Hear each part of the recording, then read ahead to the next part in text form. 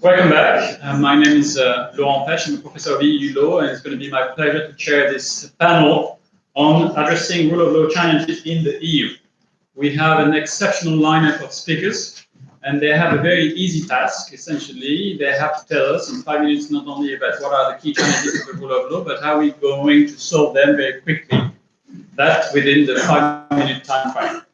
And I'm going to be very short on the introduction because I want to keep as much time as possible for questions and answers. And I'm sure plenty of people have plenty of questions to ask. And we're lucky to have a great lineup of speakers, not only because they know what they're talking about, but also because we have a mix of policymakers, civil servants, academics. And we're going to get started with a representative from the European Commission. Anna Peredo, Policy Officer in Rule of Law and Justice Policy Unit in the DG Justice. So, very easy task for you to get the proceeding started. What are the key challenges from the Commission's point of view, and what can be done about it within 5 minutes? You don't have to actually answer a question. Please, the floor is yours. Thank you very much. First of all, apologies on behalf of my director, Emmanuel, who cannot be here today. I will do what I can to answer these very easy questions, and actually, as a very smart move, I will try to actually ask questions to academia or what academia can do to support what the Commission does. So maybe this will make my task easier.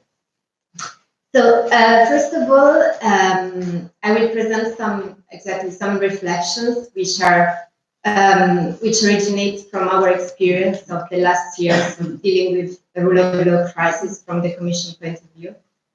But of course, during the discussion, I'm very happy to discuss in more details about our work. So first of all, what we have seen as a real necessity and as a real need is to explain what the rule of law is to the general public. We are working at the Commission at the European institutions level with concepts that we believe are quite clear, at least in their essential elements, but actually what we perceive more and more is that it's very important to explain to the general public the importance of the rule of law. And this is also very much necessary in order to prevent or counteract populist narratives which would use certain other concepts, for example, democracy, against, if you want, the concept of the rule of law. So this would be my first reflection. Second reflection, which is very much linked to the first point, is that there is also a need to bring the European, so-called European standards to the general public once again, but also to member states.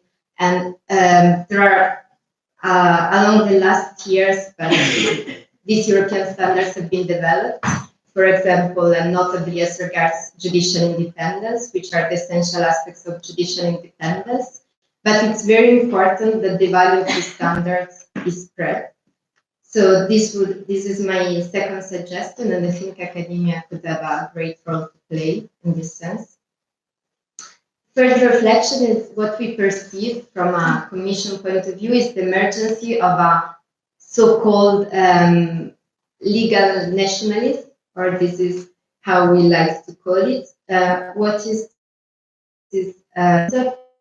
Certain concepts, for example, national identity, in order to challenge the existence of a common understanding of the rule of law. However, we see that European standards, once again, aim at setting the result, the final result. So judicial independence in this case needs to be upheld.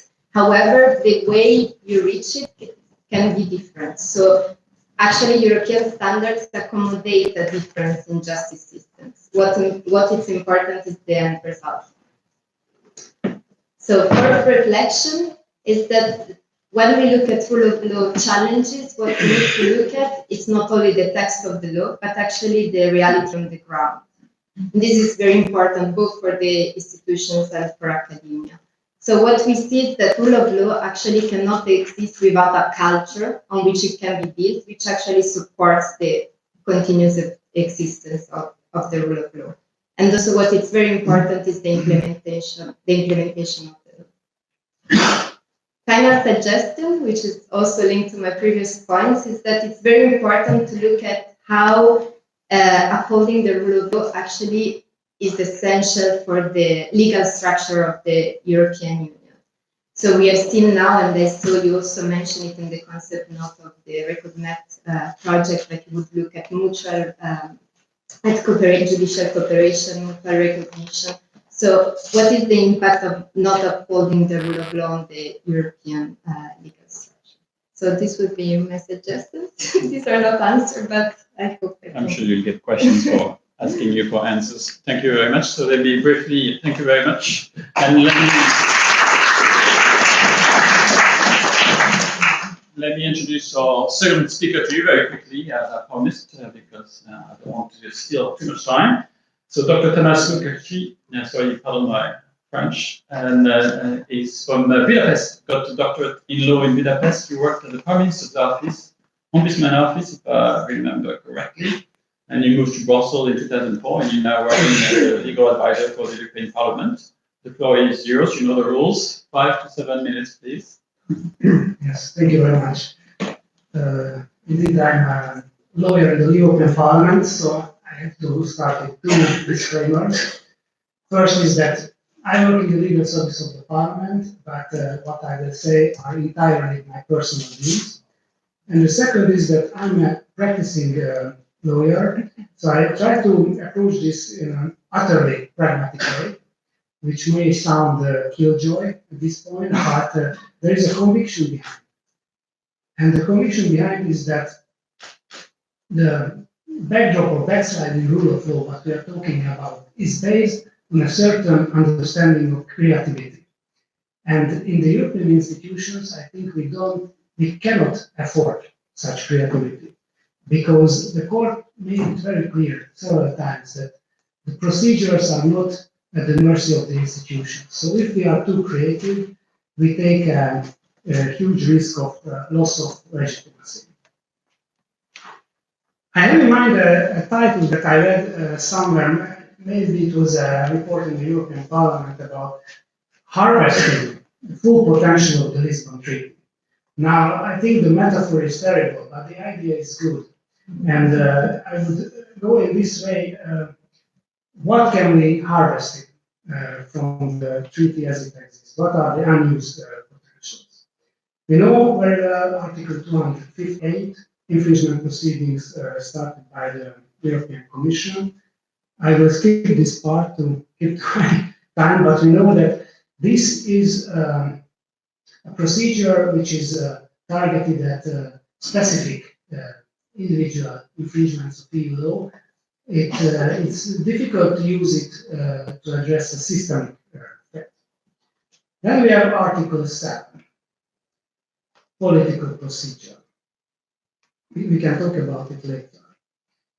But what is a little bit lacking from the discussion, and it's a bit surprising for me, is that there is an Article 259, which allows any member state to start an infringement procedure against another member state on the same footing as the Commission. Now here I have a question. If there were plenty of such infringement procedures, that would show that in the core of mutual trust is lacking between member states. But there is none. It's the least used procedure in the treaty. Maybe in the history of the whole EU there were 3, 4, maybe 4 such procedures. So my question is, does this mean that the core of the trust between the member states is still there because they don't want to go to court, they want to negotiate with each other? Big question for me. Then, turning back a little bit to Article 7, I would draw a parallel with another political procedure, the ordinary legislative procedure. There we have provisions in the treaties, but we have a full full battery of procedures in interinstitutional agreements, rules of procedures of the institutions which complement the treaty provisions. I think a way forward could be to devise such rules also in connection with Article 7. And the Parliament, in a resolution, suggested such an interinstitutional agreement.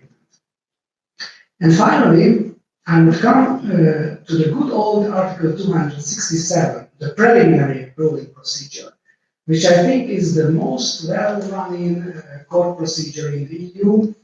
And from the beginning, it was based on the idea that national judges were enlisted in a way to protect citizens' rights granted by EU law. So if you will, it's a kind of decentralized enforcement of EU law.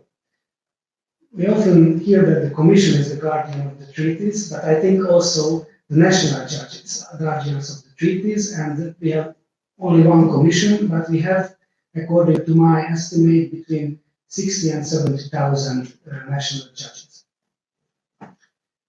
But there is a problem with this procedure, is that it's not very visible and not very rapid. But still, if it's true that in Europe there are rule of law concerns for citizens and for businesses, then these concerns, in my view, should at some point pop up in the form of references from national judges to the Luxembourg court. Now, do we see this? Not really, not in a systemic way, but there is a patchwork of references which may lead to somewhere. I think of a famous case, quite fresh case, the judgment came out in February. It's about Portuguese judges. And I would quote just one paragraph from that judgment of the European Court of Justice, where the court said that the member state concerned must ensure that courts meet the requirements essential to effective judicial protection in accordance with the second paragraph of Article 19 the EU. Now, I think there is a huge potential in this sentence, which can be built upon by the court were it to receive further references into the problem of rule of law. There are some references. There is the Selmer case, which is a reference from Ireland. I think we will hear about this later, but it raises the problem, can you surrender a criminal, suspected criminal, under a European arrest warrant to Poland when there are rule of law problems in Poland? We have a very similar reference also from Ireland, asking a similar question in the context of the UK withdrawal from the EU. And the judgment will come out in these cases soon, in one of the cases in July, I think. So we're looking forward with great interest to this judgment. So my question and my suggestion would be to concentrate on this procedure, preliminary ruling procedure, to see how we could raise awareness among national judges, how to raise awareness to the fact that nothing is isolated in the European legal space, how to devise decentralized litigation strategies in order to achieve some blows to the countries which don't respect the rule of law. Because if you have judgments coming and coming, which make life easier for law make life very difficult for law enforcement authorities or businesses, then it hurts. And then they might think whether one can isolate itself in a theoretically single legal space in Europe. So the question is, where is the place in the RECONNECT project for the 60, 70,000 national judges? Thank you.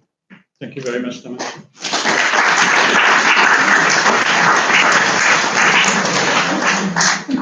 I'm sure Jan will not contradict me, but there's plenty of place for the 17,000 judges in the RECONNECT framework. Our third speaker, Mr. Philip Bittner, legal advisor of the permanent representation of Austria to the EU, is going to tell us about what's happening over there regarding rule of law. So the floor is yours, please. And if you want to share some secrets with us, that's fine too. Yes, of course. Happy to do so. Now, I will speak today about the rule of law dialogue in the Council. I think this is a thing and a concept that is sometimes a bit confused with other things that are going on in the Council and elsewhere.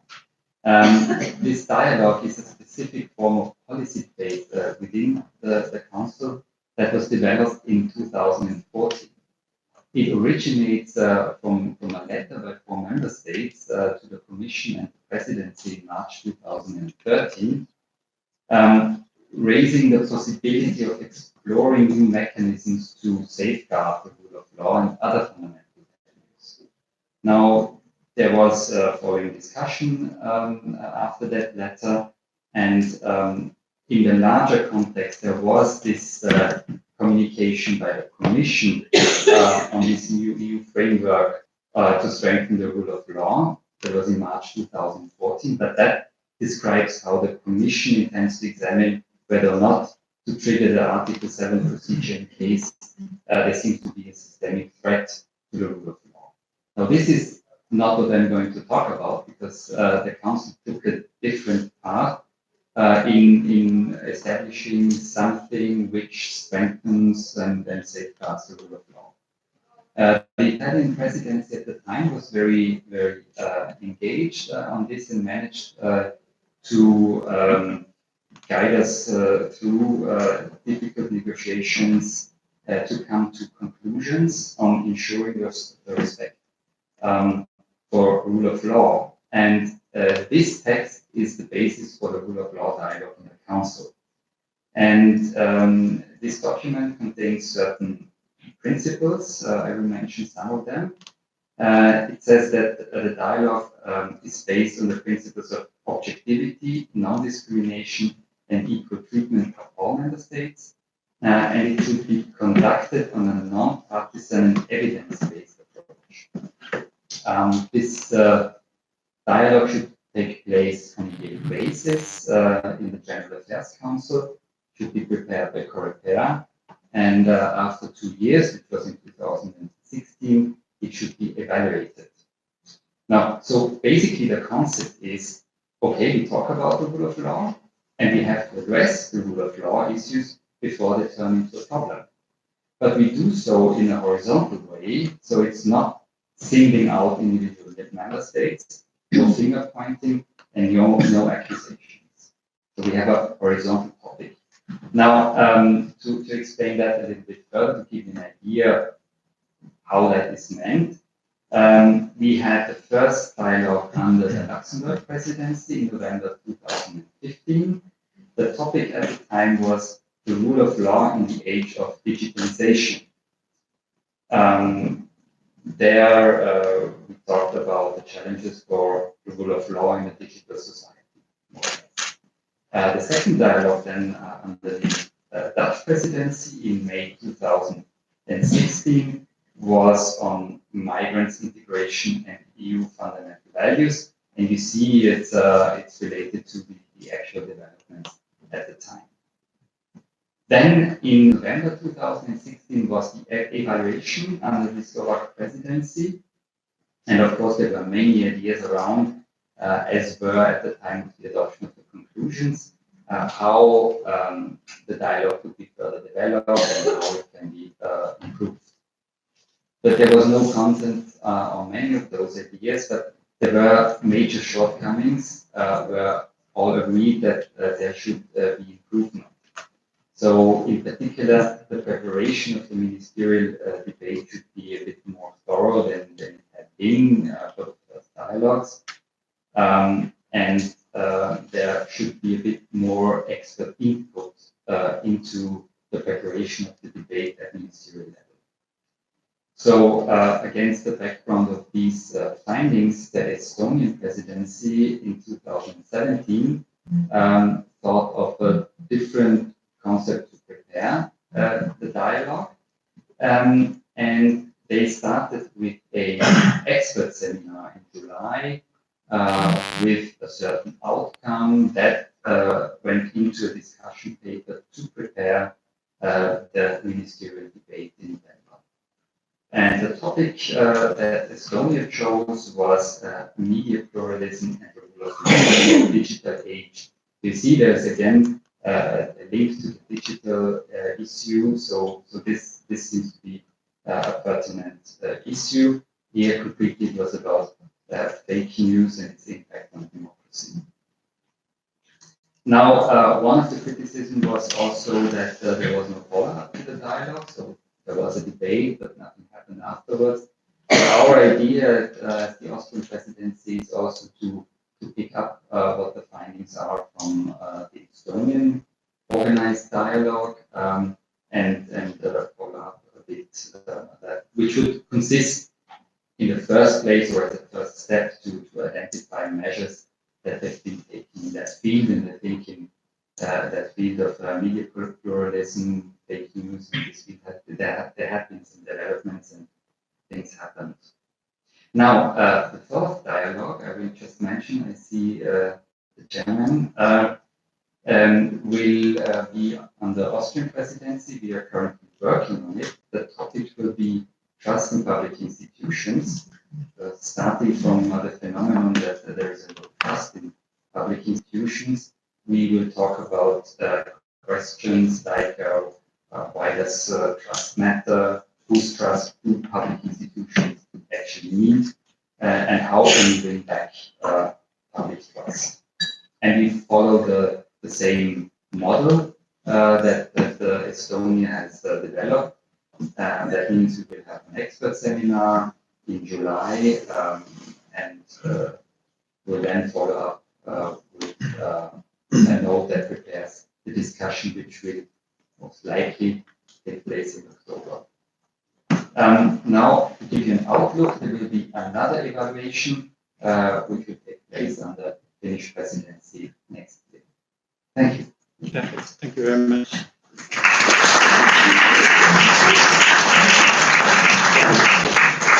Our next speaker is His Excellency Ambassador Peter Claes of the Belgian Ministry of Foreign Affairs, and who's going to talk to us also about the Council's rule of law dialogue and perhaps improvements which could be made to it, possibly. Thank you. Thank you very much, and good afternoon. I come as a member of this panel a bit unexpected, but I have the pleasure to do some follow-up on the speech that you heard this morning from, or this afternoon, early this afternoon, from my minister.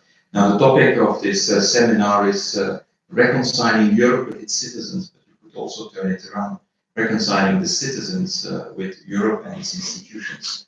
Because we should not forget that there is quite a big expectation of our citizens towards the European Union. Whenever there are grave problems in any of the member states, and this can be problems of different kinds, it can be forest fires in Portugal, or it can be a financial crisis in Greece, or indeed rule of law problems in Poland. The citizens of these countries invariably look at Europe. The public opinion looks at Europe to see what does Europe do.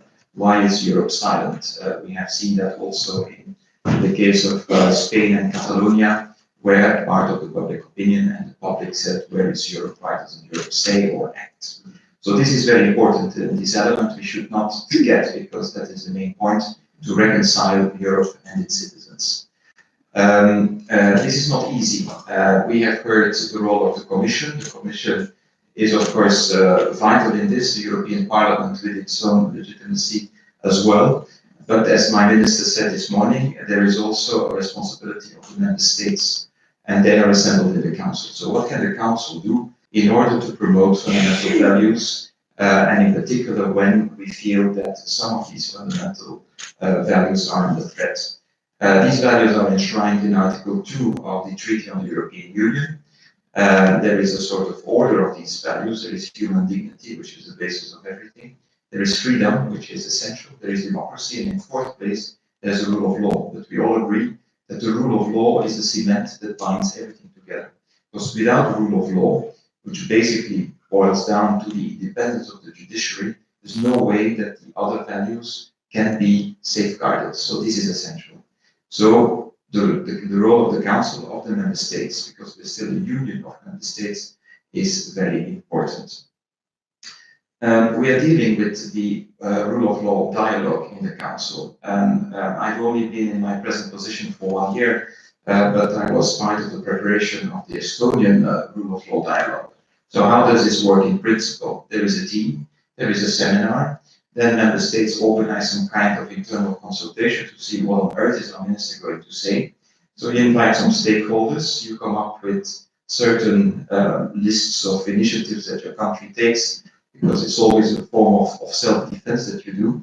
In this case, it was the fight against fake news, the threat to democracy, and so on, through fake news. So we have a nice catalogue of initiatives. Our minister presents them. The best case they're published, and there it ends.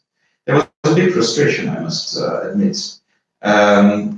There is a rule of law, friends of the rule of law gathering active in the EU. These are 14 member states, and we are quite active in coordinating our positions for the General Affairs Council, but also with this kind of events. And there was quite some pressure from some member states to seize this opportunity of the rule of law dialogue to actually confront some member states with things that are bothering us, like the Polish case. But there is Hungary also, the developments in Romania. There were incidents in Slovakia. There were incidents in Malta. So no country is free of difficulties in this respect. Some countries were very adamant. They said, no, we must confront. This is our opportunity. This is the occasion. We must do this. But then the consensus was that not to do this in order not to put into danger an initiative of a presidency. So they're also entitled to their success. So the dialogue is important, but it's not satisfactory in order to deal with acute problems that are very much now in the public domain and also a big worry amongst the member states. That is why Minister Reinders already proposed a form of periodic peer review of member states back in 2016. As was mentioned, there was not a majority in the Council to institute this, but it will be back on the agenda of the Council in 2019. So we are now very actively promoting this idea.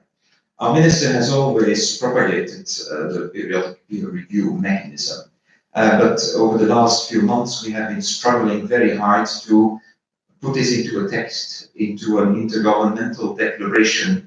We had consultations with the European Commission, we had consultations with the legal service of the Council in order to make sure that this can fly, this initiative, and that it can add, that it can bring added value also to the quite complex mechanism we have already today in order to enforce the rule of law and the fundamental values of the Union.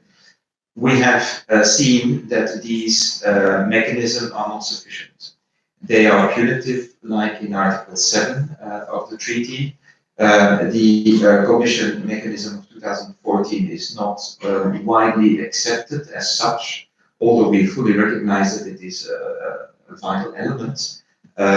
So there is an additional need for a mechanism. Later during this meeting, I can elaborate a little bit on what we have devised. There was a meeting of all EU member states yesterday in Brussels. They were all present, all 27. We did not invite the United Kingdom, but that has other reasons. And the proposal, which we had distributed in advance, was well received. But we still need to streamline it, we still need to refine it, we still need to put the dots on the I's in order to make sure that we can also ensure that all member states would adhere to such a mechanism. Because without all member states adhering, the value of this mechanism would be a lot less. The guest speaker yesterday for a keynote speech was the Chief Justice, was Mr. Kochenov, President of the European Court of Justice, who was very much in favor of such a mechanism, because he considers this a necessary addition, a preventive mechanism in order to make sure that the principles of mutual trust and mutual recognition, which are at the foundation of the European Union, can also be safeguarded by an open and frank dialogue between ministers, between pairs within the Council. I leave it with this, and I'm open for any questions.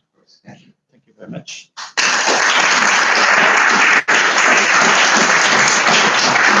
Thank you very much. It gives me great pleasure to introduce to you the EU Director of the Human Rights Watch organization since 1994, whose reports actually on the rule of law situation have been excellent, so I recommend you to read the many reports of the Human Rights Watch. As far as the rule of law backsliding is concerned in the EU, it's been a wealth of information as far as I'm concerned. Thank you very much. I had prepared something before coming here, and I'm going to change that completely to reflect more on what was said both before on the panel, but also on this one, because I think that makes more sense. But before doing so, just a few sort of flying thoughts. We talk about Article 2, and we talk about the challenges to Article 2.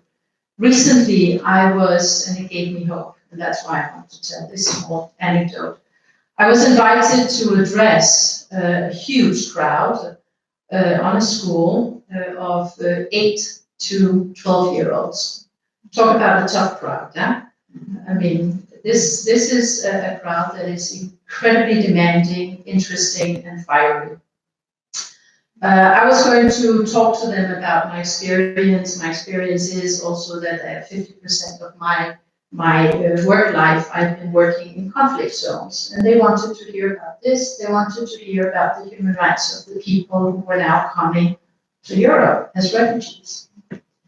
So I did my spiel. We had a discussion like this on the panel, and then for the rest of the day, I was invited to join them in their classrooms, where they have been dealing with these questions for the week before our talk. And what they had done was that they had on the walls put up big sort of stickers and banners with buzzwords coming out from their discussions before I arrived. And the first classroom I walked into, I was met by a banner that read, "Be kind."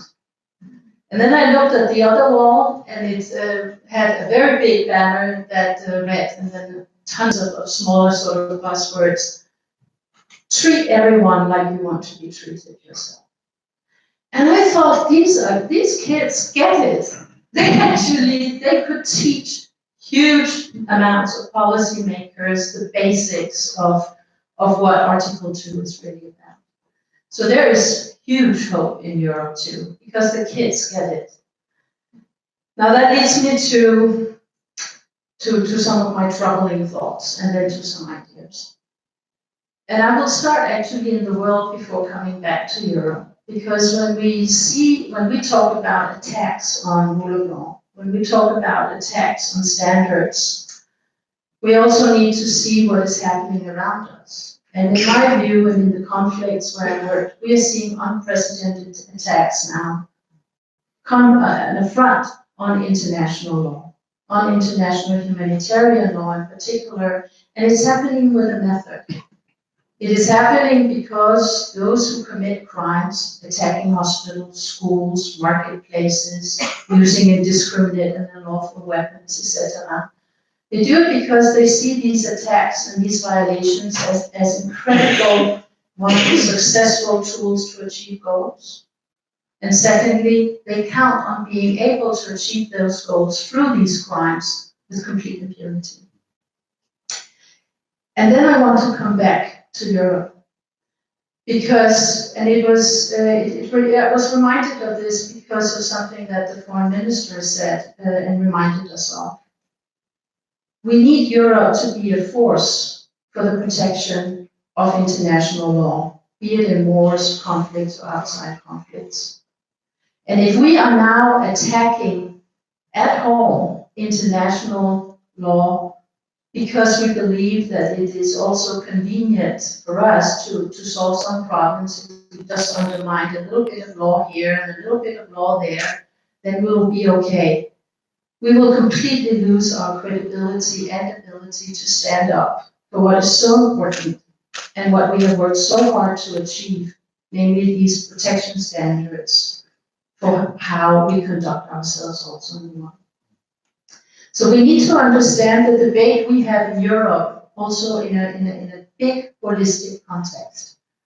If we now are willing at home to sacrifice the rule of law, but also our respect for international legal obligations, then this will be a carte blanche to all of those who are doing it around the world. And we are losing right now. And we need the EU more than ever to be the group of countries that will stand up for respect of these rights. So a lot is at stake. What I also took from the previous debate and also from part of what has been said here is really that in that context, we need to understand the importance of words, and we need to understand the importance of facts. And this is why I was eager and happy to be invited to join the RECONNECT project, because this is absolutely key right now. Words matter. We also heard before people talking about refugee crises, migration crises when we talk about Europe. We are not having a crisis in Europe in terms of numbers, neither of migrants, nor of asylum seekers, nor of refugees. We do have a global crisis. That is correct. We have an unprecedented number, namely more than 68 million, who are displaced due to conflict and persecution. 25.4 million of those are refugees who have crossed international borders, but very few of them are in Europe. We do not have a crisis.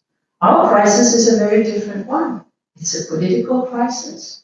It's a crisis of perception, and it is now a crisis, basic human decency and respect for law. This is our crisis, and this is the crisis we need to confront head on. And it worries me tremendously that we have left, and we heard this so brilliantly by many of the other speakers, but also by the minister. We have left the narrative of the policy debates to those who exaggerate the facts. Those who are eager to use populist hyperbole, xenophobia, and other agendas to further their policies, to undermine rule of law, and to undermine our international legal obligations. And they use words that should frighten us. Tsunamis of refugees, waves of refugees, crisis. We even heard words during the Brexit debate talking about armies of migrants and refugees. These are very threatening terms. And if we are responding to those narratives, formulating both our policies, but then also our excuses for why we now have to, we simply have to, that is what they tell us. We have to undermine our international legal obligations for the purpose of dealing with these threatening sort of masses coming, stealing our identity, our way of life, you name it. Then we will lose. So we have to reclaim the narrative, and we have to start dealing with facts. This is absolutely vitally important. And what RECONNECT can do, hopefully also through research, is to inject far more facts into these policy debates. I do think that politicians, by huge majorities, would appreciate these facts, because based on those, they can then go out and formulate positive policies. And let me end on that in terms of what we also need to see to deal with some of the extraordinary challenges that we have. And the challenges are, of course, also linked to migration, to refugees, to asylum seekers, not crises, but challenges. I think we do need to see these in a more holistic format also in our own societies. These are not challenges that only politicians can step up and solve. These are challenges where other parts of society needs to be part of these solutions. Of course, part of, and a big part of solutions to both refugee, asylum seekers, and migration challenges would be for Europe to guarantee safe and legal pathways to Europe, including through resettlements of refugees. We have the means, we have the mechanisms, we have the standards. If we involve other policymakers like the private sector to also step up, provide apprenticeships, job opportunities, and other possibilities for young people who are sitting in refugee camps, wasting, losing hope, and then using smugglers to come here, that would be useful. The same thing goes for our educational institutions. We need to see our educational institutions, including higher education, step up and provide far more visas for young people so that they can come. We need to celebrate and assist and help local communities who are eager to do private sponsorship for settlements. They work really well where they are. Why? Also because there's someone to welcome you when you arrive. Don't estimate what it means If there's someone to hold your hand when you arrive in a new country and just say welcome, a kind word, and make a difference for how you sort of get off. So we need to deal with the facts. We need to create the narrative based on also our respect for international standards and indeed European standards. And we need to realize, as was said in the previous panel, that not everything is up for grabs. There are important policy decisions. There can be important policy differences about implementation and what to do. But there is a red line, and the red line is when we start undermining our rule of law and our obligations vis-à-vis international law. Thank you.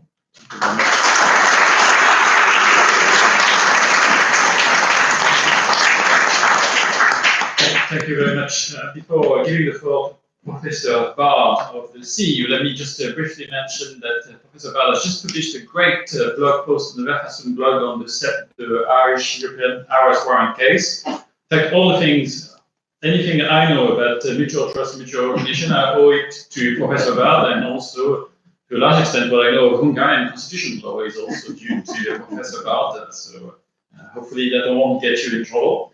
But Professor Bárd, so you have 5 minutes to tell us about essentially what's going on with European arrest warrants. Thank you very much for the opportunity and the kind introduction. And let me start by saying that in a well-functioning democracy based on the rule of law, there are inbuilt mechanisms to compensate for potential abuses of power, just take judiciary, the constitutional court, the ombudsman system, civil society, or a well-functioning media. Now, in a constitutional capture, all these institutions are not there to protect individuals against abuses. And here we heavily rely on international mechanisms and international fora to uphold individual rights. And here I see a great responsibility also for EU institutions. Now, the question is whether the EU is willing to take up that role of tools of external militant democracy, if you wish. And there are several counter-arguments for the EU to take it up, one of them being the lack of legitimacy, well-known criticism. But I would counter that, not least because by problematic member states' participation in the EU's legislative process, the whole lawmaking process of the EU will be jeopardized and delegitimized. Also, it's not just members of given problematic member states that suffer, but anyone or residents, EU residents, who are actually residing in a given member state. But more importantly for today's subject, there are certain presumptions behind EU law that presuppose that all member states are states based on the rule of law. There can be no single market, if you wish, if there are no independent courts that can enforce contracts. Similarly, there can be no mutual cooperation in criminal matters if laws based on mutual trust and mutual recognition cannot presuppose that all suspects in all member states, however different the criminal procedures are, get a fair trial. Now, I like the field of criminal law, not only because I'm coming from that background, but also because by its nature, individual rights are infringed. Criminal law is all about the relationship between the state and the individual that we are tackling in the framework of this project. And by its nature, there are infringements on the right to liberty and security, the right to property, the right to privacy, you name them. So if we have a rule of law problem in one of the member states, then the whole system of EU criminal justice will collapse. And the lead case, of course, here, and I don't have to say the obvious in front of this knowledgeable audience, is the Advocacy and Tolerary cases, where the question was whether a suspect or a convict, for that matter, could be surrendered back to Hungary and Romania, where they are highly likely to be subjected to prison conditions that amount, according to the European Court of Human Rights, to torture, inhuman, degrading treatment or punishment. And I'm not going into the other case. Let me just say that the Court of Justice of the European Union developed a two-pronged test. All national courts have to check whether there is a generic problem in the given member state and whether the individual concerned will be affected by these general concerns. And then there is a kind of a trade negotiation taking place between the issuing state and the executing state's judicial authority, saying that perhaps the suspect should be sent to a decent prison. Now that opens up many, many questions, one of being reverse discrimination. I always suggest my students, whenever if they ever in their lives commit crimes in Hungary and Romania, immediately go to a more fortunate country in Western Europe, because then the judiciary will negotiate a decent prison cell for them. But also the question arises whether what happens if it's not torture that is at stake, but there are other rights, like the right of fair trial. What evidence can be used? And more importantly for our discussion, what if it's the rule of law and not an individual right that is at stake? And coming back to the issue that Tamas mentioned earlier, what is the role of national courts here? And we didn't have to wait too long, because in the Tamas case, this very issue came up, and indeed a recent piece of articles came out this week, and I don't claim authorship. There is Lotte from the European Added Value Unit, who is my constant co-author on these mutual recognition issues. And we do claim, we do agree with the court's role to uphold individual rights. So I think you are, and I'm absolutely with you on that. But as Professor Kochenov, a Polish professor in the framework of the RECONNECT project puts it, we see a shift from judges asking judges, perhaps in the framework of preliminary procedures, judges monitoring judges. And the big question is whether this is really the responsibility of the judiciary, and especially the national judiciary, to say whether another member state is a state based on the rule of law or not. And we are claiming with Walter that there should be political responsibility at the end of the project going on that.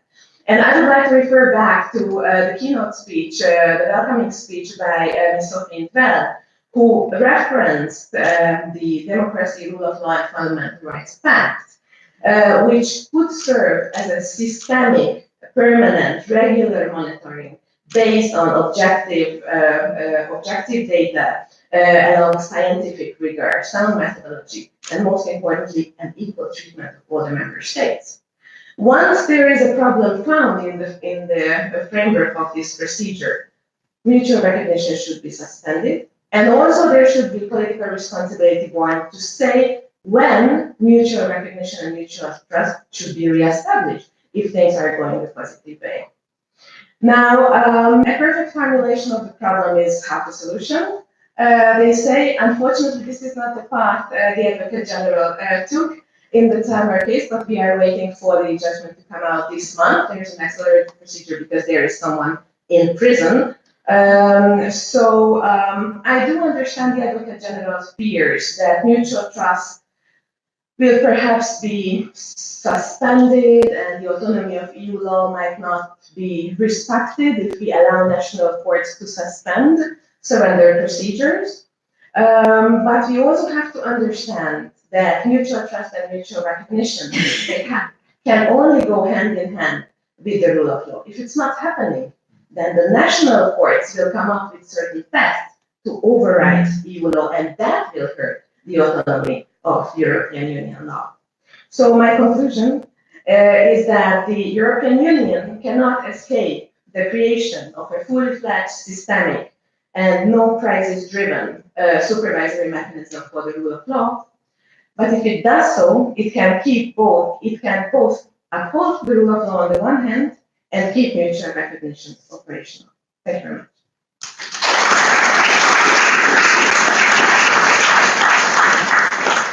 Thank you very much, Petra. Last but not least, Professor Kochenov, perhaps one of Europe's finest legal minds and the first legal scholar to have, I think, criticized the rule of law from an EU angle. In fact, if it wasn't for Dimitry, I would not have started writing on the rule of law. It's because I read an article from Dimitry in 2004 that I started investigating the concept of the rule of law within the European legal space. So it gives me great pleasure to give the last speaking slot to Dimitry. He has 5 minutes to solve all of the challenges which have been raised previously. So 5 minutes, Dimitry, you have to solve it all, please.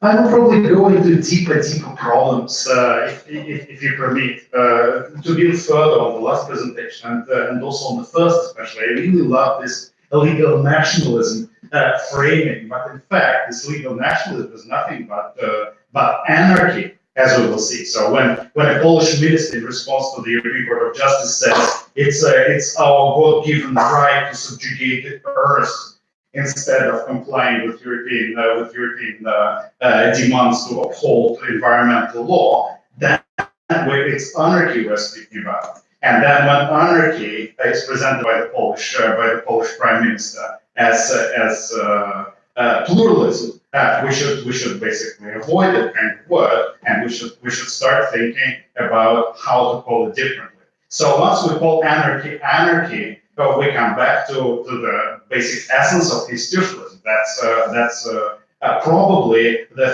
Federalist number 51, where Publius tells us famously, if people were angels, they wouldn't need institutions. And the institutions is precisely what all those autocrats are attacking, because the institutions is the only way between them, absolute power, and anarchy ultimately on the other side. So between the rule of law and between no rule of law, where they can use pluralism or whatever else they want in order to justify the destruction of what they have inherited from the previous governments and from the early and more European understandings of how those member states have to look like. So in the end, what we are facing, we're facing a situation when the European Union has failed to deliver on a fundamental promise, and that fundamental promise was to make sure that the countries that we're speaking about, Poland, Hungary, probably Malta, others, have actually fundamentally transformed themselves compared with what they used to be behind the Iron Curtain, and that they're fully ready to be members of the European Union. So, as Jan Klaver's put it, we're all very, very much afraid of going to bed with very bad guys. And here we are. We are in bed with them, and we cannot escape apparently. And what is even worse, read Article 50, we can actually kick them out of our bed. So we have to stay together, and we have to find some kind of common language with them. And then, with respect, rule of law dialogues in council probably is not a common language to escape anarchy, because this is something that basically misstates all the issues and misrepresents the fundamental crisis level of artificial misunderstanding that those guys are infusing the system with. So what we are facing is this collapsing relationship, which is not really based on any kind of common understanding of law, democracy, or indeed legality.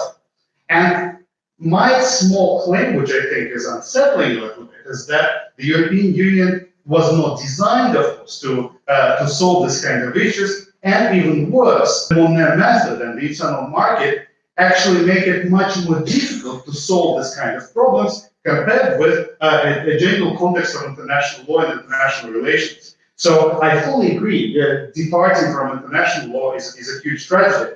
But in fact, the European Union is a departure from classical international law. So if we go back to 1951 and later to the first days of integration, the main idea was how to entangle the economies of all the participating member states in this newly created internal market in order to make wars or conflicts between the countries impossible. So how do you do it? Federalize their wallets and their minds will follow. So we heard that from Jean Monnet. Jean Monnet was probably right. Now our wallets are federalized, but it means that any time we need to enforce our values, it has a price for everybody to pay. So if we do something to Poland under Article 7 or whatever else, if we reinvent Article 259, if we reinvent the 58, then Daimler Chrysler might lose 1 billion euros because that's their last investment. Then the Dutch companies, the French companies, everyone will be on the losing side. So you will have to sell this story somehow to your voters as a leader of any Western European country, and then it will hurt. So the whole idea behind the internal market, this mutual entanglement of all those who participate, actually prevents the European Union from playing an active role of a policeman of values once we are in bed with those guys. it's really something that probably nobody thought about at the very beginning. We can call it naivete, we can call it a forward-looking arrangement when there was all the trust in the national constitutional institutions. But in fact, we have what we have.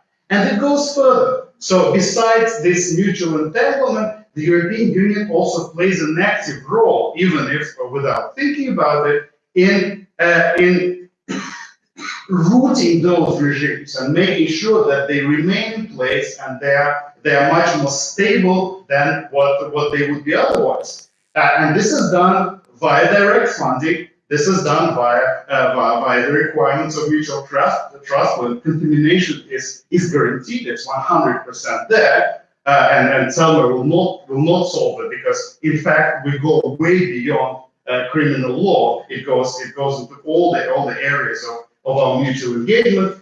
So these are the guys who justify anarchy with pluralism. And then they have successfully spent 86 billion euros from our pockets on whatever they're doing. And of course, they will make sure in one-party systems that they recycle this money very effectively.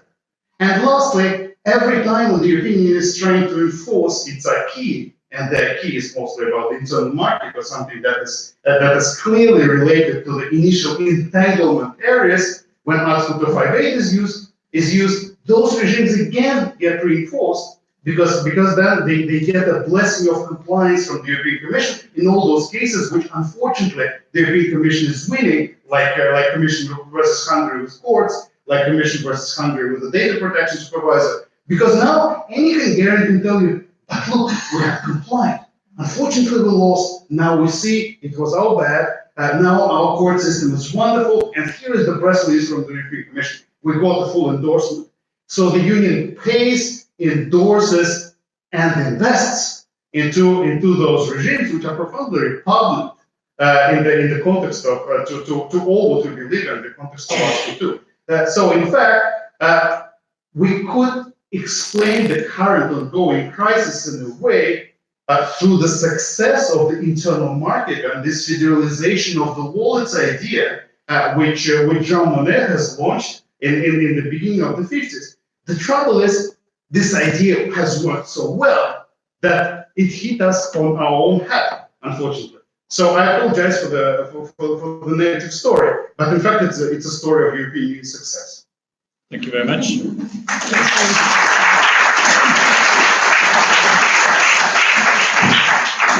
Thank you very much. We've got 20 minutes for some questions, and can I ask you to please ask quick questions, or otherwise make quick comments, and introduce yourself very quickly also at the introduction, and then perhaps direct your question to a speaker, otherwise I'll allocate the question myself. So who would like to ask the first question? We have one hand at the back. Is there anyone walking around with and at the front? Let's start with the back. It's the gentleman at the back. Good afternoon. My name is Bárd from Lotte, and I work in the European Advocacy unit. First of all, I want to thank Petra because she showed how kindness works in practice by thanking me. That's also a bit of reference to Mrs. Leicht, who spoke before. Now, my question comes out of the bedfellow idea that Dimitry Kochenov just raised in the end, because I was just reading on my iPhone, sorry. About Angela Merkel and Orban having a joint press conference, and they disagreed on the concept of humanity. One said humanity means that you are solidary in terms of issues of migration, and the other one said, well, humanity means that we put borders around Europe and we send some money there.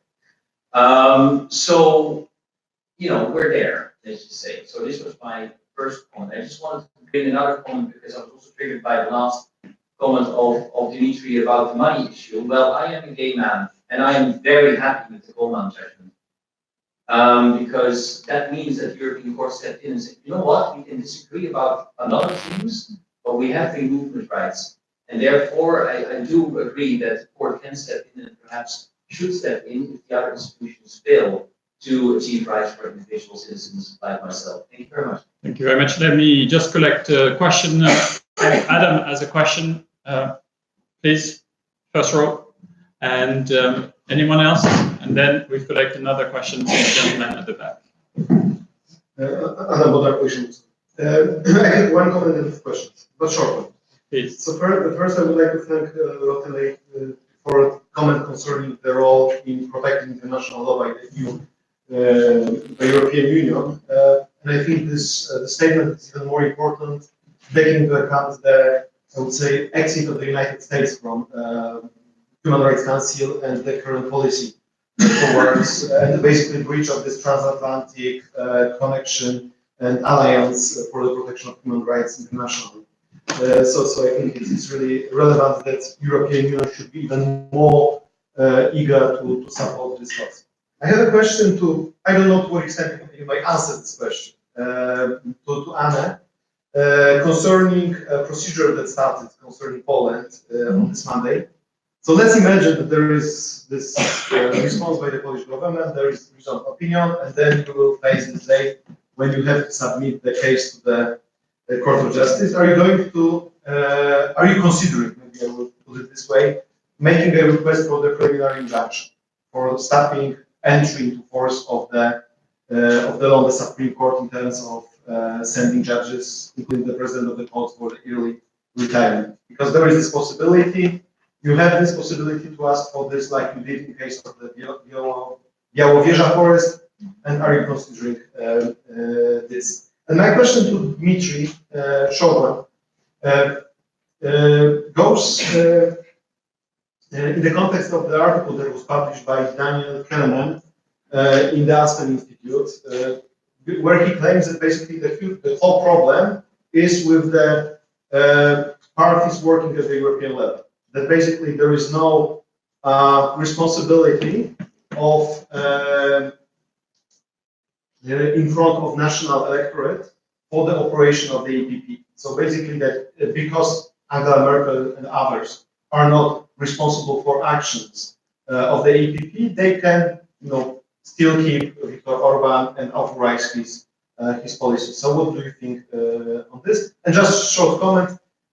Poland is, I think, leader in spending EU money, but it was basically done in a very democratic, non-corrupt way in a multi-party system. So I cannot say what will be in future, but it was basically the achievement of the civic platform in the previous governments. Thank you, Adam. Let's collect one more question from the gentleman. Yes. Thank you very much. My name is Emmanuel. I am from the council, but I was an academic. I would like to thank the two colleagues who, in fact, tried to develop what is going on in the council. My colleague from the Austrian permanent representation, and also Ambassador Claes, because I think that it is very important to involve also the council, since it has an important role to play in the whole of game. I have one comment and a concrete question. The concrete question goes to Ambassador Claes. I appreciate very much your intervention, also that you are working on a concrete proposal. It is important to work out solutions and not just discussing from an academic point of view all these problems which you are facing. My question is that we have immediate problems which requires for short-term solutions, medium-term and longer-term solutions. Is the Friends of Rule of Law member states, which you mentioned, these 14 member states, also thinking about this categorization, namely short-term, medium-term, and longer-term solutions for the problems? Because I think that this periodic pre-review analysis is rather a medium or longer-term, or rather a preventive mechanism, and not an immediate solution, not a short-term reaction on a crisis situation. So that's my concrete question: is Friends of 14 member states thinking about this type of immediate solutions or shorter-term solutions? The comment, I think that we should also analyze the travaux préparatoires of Article 7, how this article was involved in the Lisbon Treaty. So look at a little bit the history of this article. What is the difference between Article 7 and other possibilities? Because that is a political determination in Article 7, which is always much more difficult than when we confronting with a legal determination of whether Article 2 is complied with or not. I also appreciate very much that you said, Ambassador, that Lennart was your keynote speaker. I think that we have a full support from the European Court of Justice, exactly for the reasons what you said, Madam, that one of the problems is that the law is not observed. The law is not obeyed. And Article 19, paragraph 1 is about that. And there is a huge responsibility of the member states to make it possible that there is effective legal remedies.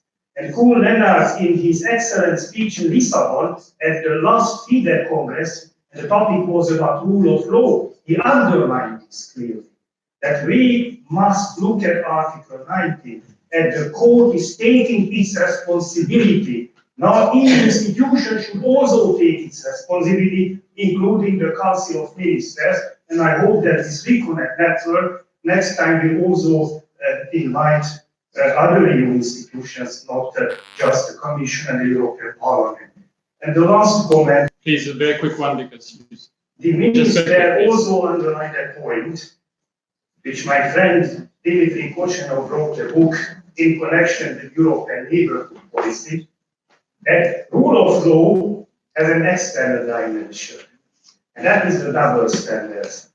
To what extent we can require candidate countries, neighboring countries to respect rule of law if there is huge problem within the European Union. That aspect should be also explored in a better way in the future conferences. Thank you very much. Thank you very much. Should we start with you, Your Excellency, perhaps, and then very quick answers, possibly, and then we'll move to Dimitry, and then I'll give the floor to Anna, please. Thank you. This is a very relevant question, and I thank you for that. It is indeed a dilemma how the Council, through an initiative like a periodic peer review, can really make a difference. And it is very sensitive. It is true, as was mentioned, that we don't, or very rarely make use of the possibility that one member state sues another one. It has happened, but for very specific issues that were not linked to fundamental values. So there is a big reluctance. We just don't do that, which also shows that there is still a lot of trust between member states. But I'm also sensitive to the argument made by Dimitry that, in fact, through condoning, through continuing to perpetuating a dialogue between brackets sometimes, we also reinforce the deviations that are currently taking place. And of course, this is a correct analysis, but it's not satisfactory. We need to do something. So at least the merit that we have is that we try to establish a mechanism that might be effective. That's a huge challenge because we need to find a balance between credibility. Such a process needs to be credible, and for that it needs to be conducted on an equal footing based on objective criteria, and so on and so forth. So everything that was mentioned also in the framework of the current rule of law dialogue, it needs to be effective. That there needs to be some kind of, I wouldn't say sanction mechanism, but a sort of persuasive element that would compel certain member states to come back into the fold. Also easier said than done. On the other hand, it cannot be too cumbersome, tedious, complicated, and last but not least, contain the risk that the divisions that we already see in Europe are even made worse, because this is something that some member states are very afraid of. So that is a problem. Do we think about longer-term solutions? We certainly do. The Commission, for instance, when it presented its proposals for the multi-annual financial framework, has also simultaneously proposed a conditionality instrument, which is linked to the rule of law, on the simple constatation that when EU money is spent by national governments, there should also be an independent judiciary to make sure that this is done according to the rules. Otherwise, it makes no point. But there we already see that there is a big opposition. What we discussed amongst us is basically how we should position ourselves when the General Affairs Council deals with specific cases, like the hearing of Poland that recently happened. There we try to reinforce our messages. Member states speak on behalf of other member states, just to make sure that the pressure remains there. I know that this is not a lot, but at least this is what we must do. We also reflect on other elements. The economic factor has been mentioned. Is it still attractive for companies to invest in countries where the rule of law is in jeopardy, where the companies cannot be certain that the legislature is taking the right decisions on investments, on the protection of investors, and so on? At this point, we have no indications that a country like Poland, for instance, is suffering from this, but it may happen that our investors say we prefer not to go there. The world is big, it's very competitive. There's not only the EU, they can invest also in other countries.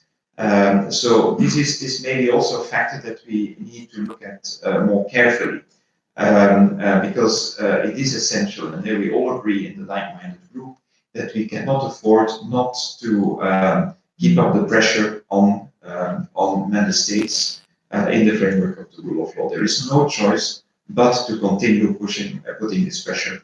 That is why we fully support the Commission, of course, but we're also thinking of what we can do as individual member states. This goes through informal channels, but there will be a point that we need to go further. I don't know when this will be, under what conditions, circumstances, but it will come, and we are fully aware of that. Thank you very much. Dimitry. That was a wonderful point about investing in the countries that are backsliding. In fact, the European Court of Justice seems to be helping the good member states as well, because after the Achmea judgment, if you don't have a court system, then everybody's investments are in jeopardy. So, in fact, ironically, it might be much more dangerous now to invest in Poland compared with investing in Belarus, because your investments in Belarus will be protected by bilateral treaty with the Belarusian dictator. But the ultimate problem that we are facing is, of course, the Belarusiization of the member states. As Vlad Belarusa, a Belarusian friend of mine, put it in the Common Market Law Review once, because the member states are basically sliding towards autocracy. They have nothing to do with our basic standards, and that's the problem that we have to address. So, in this sense, I fully agree with Walter. It's great to welcome wonderful decisions of the Court of Justice, but we have to realize that whatever the court is doing, bit by bit, moving in the right direction, is simply incapable of changing the institutional principally created structures that are created in breach of all the principles that Article 2 is preaching and all what the good 14 member states believe in. So simply presenting it as a human rights crisis in any shape or form is a misnomer. And in this sense, moving to Adam, whether Article 7 is used or not, ultimately, is not so relevant, ironically, because we know from political science literature that regime changes are extremely costly. So you would need to put such overwhelming sanctions on those places that it's very difficult to imagine the council members to be willing to go as far as necessary because of precisely the economic consequences for their own member states and for their own businesses. This is exactly where I think the problem lies. The problem lies precisely in the fact that the success of the internal market makes it very, very difficult to bash those member states which backslide at the level of values. In fact, it's almost impossible. So we need to look in other directions for solutions. And here, I think Kelvin's work is actually extremely helpful, because besides saying that EPP is to blame, I disagree with that, because once again, I think EPP, even if it was fully on board, would do little in order to change the Kaczynski regime or to change the Orban regime. But what he has also written is that we have a stable tradition of autocratic sub-federal entities in all the federations around the world, where those sub-federal entities enjoy sufficient independence. And he gives the US as a wonderful example. There has never been democracy in the South until very, very, very recently. So as long as we know that successful democratic federations can actually incorporate fully totalitarian elements in their midst, and bring more or less sufficient success and sufficient human rights protection to all the citizens of all the territory, probably this would be a way to go for the European Union. Simply isolate more or less the countries which do not fully comply, or which do not comply at all, probably pay them a little bit less. When I spoke about pay, I had Hungary in mind actually in full, so I have to apologize, but very much will change in Poland, believe me. So I'm happy that the European Court of Justice is destroying the safety net of investing in those places, but I'm not really happy for the citizens in those countries which face the Belarusiization and which see their countries absolutely hijacked and taken away from them. Thank you, Dimitry, even though it was deeply depressing what you just said. Anna, is there any silver lining, possibly, regarding the pending infringement action, to the extent that you're actually allowed to comment on the pending infringement action? Yes. So it's a very pertinent question, to which I'm afraid I cannot answer. No, what I can say is that, of course, we looked at the law and we also look at the developments on the ground, and at the moment of taking a decision, this will be taken into account. But I'm afraid at this moment I cannot say. We can only hope, and perhaps just congratulate the Commission for, if I may abuse my chairmanship, for doing the right thing. Perhaps 3 months too late, but better late than never. And there's still a window of opportunity, if I may say as much, to save the Supreme Court. But the best I can do is just fingers crossed and obviously offer the assistance of the RECONNECT network to not only the EU Commission, but also EU institutions and national institutions. I'm sure Jan would not disagree with me. Our time is up. I'm afraid I cannot gather more questions. Jan, I think you owe me a beer because I'm now closing the session at 6 sharp, so not a minute late. And let me just thank you on your behalf to the amazing set of presentations. No, you had some burning comments? Well, I wanted to comment on the role of the council. But you're going to cost me a beer now. You yes, that I'm fine. A few comments, and then Jan. Well, I think my colleagues also want maybe just one last word. Please. Just on the role of the council, I do think that we are in a situation now with the kind of challenges, with the affronts on rule of law, on basic values and rights within the EU, but we do need council members to speak up. I mean, this is not a time for closed-door dialogues only. I understand that it's also good to be nice and to move forward, but it's also a time where people need to hear you be tough and principled. And this is absolutely key.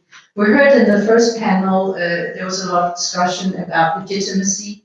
I think what belongs to that debate is also transparency. What is absolutely extraordinary in an EU context is that we have never, ever seen all our ministers debate each other. We have actually never been part of a discussion where we see who's winning the argument, who's putting the best argument forward. What we need to see is also a few critically important council discussions being opened up, being on camera, where we will see you debate each other. I mean, this is necessary also for a European democracy where we're not just citizens being told afterwards, where everything is then happening in a ping pong sort of attack in the press. One goes out and says, oh, I won, I did this, I did this. I mean, let us see. Let us hear the arguments and let us hear who comes forward with the best ones. And then we will also get an idea that it's actually not the hyperbole populists that are in majority. And this is also important for citizens to hear. On the issue of the peer review, I think it's a great idea. I don't think you should wait for everyone to sign up. I think the Benelux countries should simply go out and offer themselves and say, we will be the first ones to be offering ourselves as, you could say, the victims or the subjects or whatever you want to say for peer review. Bring it on. And then you should set the standard for transparency, for openness, and inclusion for comments to those peer reviews. Do it, and then we will move from there. And that leads me to my two last points. I think it is important with the kind of EU we have today that we recognize we're dealing with an EU that will move forward in different tempos. Because if we don't allow that to happen, we will all be set back. And that can simply not be the way forward for an EU. And then finally, on the role of the companies and of the private sector, I find this is critically important. And here's a hugely important voice that is missing in this debate.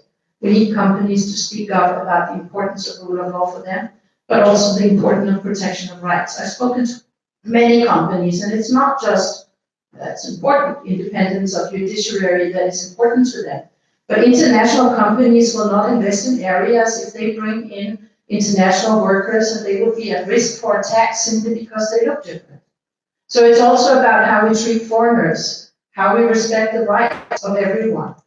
And this is important for companies, and they need to be far more vocal and need to be encouraged to be vocal about that. Thank you very much, Petra. Oh, okay. Gentlemen. Jan, how are you here now? We're just running late by 2 minutes, but I think it was worth it, certainly. So let's thank our speakers for the excellent quality of their presentations, and you can, I'm sure, bother them with plenty of questions once this session has concluded. So thank you very much.